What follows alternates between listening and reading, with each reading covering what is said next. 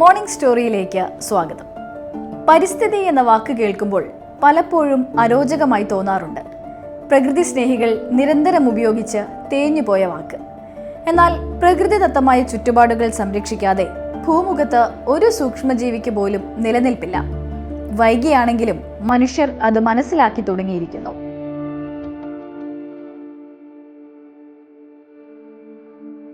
ഏറ്റവും ഒടുവിൽ സൗത്ത് ആഫ്രിക്കയിൽ കുടിക്കാനായി തുള്ളി വെള്ളമില്ലാത്ത അവസ്ഥയെക്കുറിച്ച് നമ്മൾ വായിച്ചറിഞ്ഞു. ഇന്നലെ ലോക പരിസ്ഥിതി ദിനമായിരുന്നു. യുഎഇയുടെ പരിസ്ഥിതി സംരക്ഷണത്തിന് രാജ്യം നിരവധി പദ്ധതികളാണ് ആവിഷ്കരിച്ചിരിക്കുന്നത്. ഇമാറാത്തിന്റെ പരിസ്ഥിതി സംരക്ഷണത്തിന് രാഷ്ട്രപിതാവ് ഷെയ്ഖ് സായിദ് ഇബ്നു സുൽത്താൻ അൽ നഹ്യാൻ അക്കാലത്ത് തന്നെ അതിന്റെ പ്രാധാന്യം ഊന്നിപ്പറഞ്ഞിരുന്നു.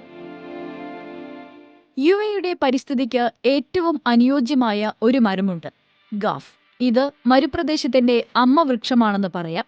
മരുഭൂമിയിലെ എല്ലാ ജീവജാലങ്ങൾക്കും അത് തണൽ വിരിക്കുക മാത്രമല്ല ചെയ്യുന്നത്, ഭക്ഷണം കൂടിയൊരുക്കുന്നു. ആദിമ അറബ് സമൂഹമായിരുന്ന ബദുക്കൾ ഗാഫ് മരത്തിന്റെ ഇലകൾ ഒരു കാലത്ത് അരിക്ക് പകരമായി ഭക്ഷണത്തിനും അതിന്റെ കായ്കൾ മൃഗങ്ങൾക്കും ഉപയോഗിച്ചിരുന്നു.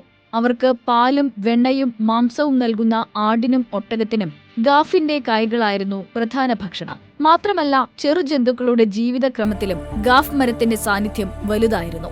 മരുദേശത്തിന്റെ ജീവവായുവായ ഗാഫിന്റെ സംരക്ഷണത്തിന് ഷെയ്ഖ് സായിദ് വലിയ പ്രാധാന്യം നൽകിയിരുന്നു. അദ്ദേഹത്തിന്റെ ഭരണകാലത്ത് തന്നെ രാജ്യത്ത് ലക്ഷക്കണക്കിന് ഗാഫ് മരങ്ങൾ നട്ടുവളർത്തിയിരുന്നു. രാഷ്ട്രപിതാവിന്റെ അതേ പാത തന്നെയാണ് പിന്നീട് വന്ന ഭരണാധികാരികളും തുടരുന്നത്. യുഎഇ രൂപീകരണത്തിന്റെ 50ാം വാർഷികത്തിൽ 2000-ലധികം മരങ്ങൾ അബുദാബിയിൽ മാത്രം വെച്ചുപിടിപ്പിച്ചു.